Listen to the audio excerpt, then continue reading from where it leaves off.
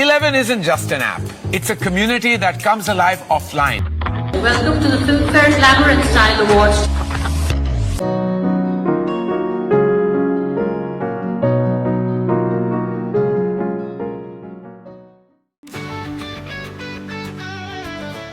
দুই বাংলার পর্দায় তার নাম মানেই মানসম্পন্ন অভিনয়, নিখুঁত উপস্থিতি।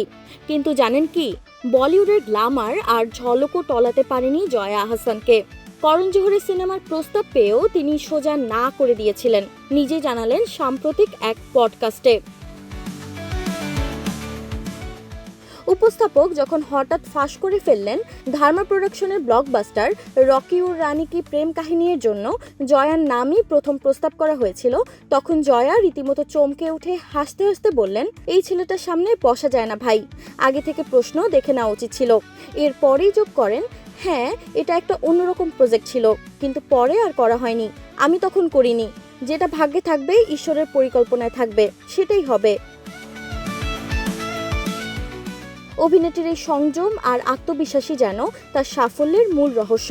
গ্ল্যামার নয়, জয়ার কাছে মুখ্য কাজের মান আর নিজের অবস্থান। তাই তো কোটি টাকার প্রজেক্টের প্রলোভনেও তিনি অনড়। পডকাস্টে উঠে এসেছে আরো অনেক অজানা গল্প। ওদের স্বপ্ন পূরণে পাশে থাকতে পেরে আমরা গর্বিত।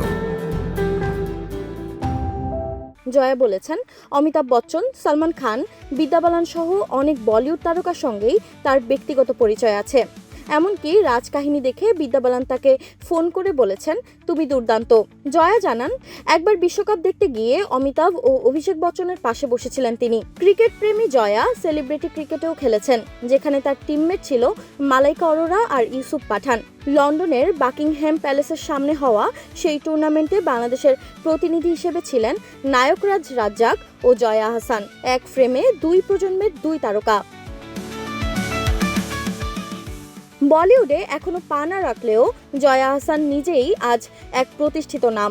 দুই বাংলার সীমানা ছাপিয়ে আন্তর্জাতিক মঞ্চেও একদিন হয়তো দেখা যাবে তার স্বরূপ উপস্থিতি।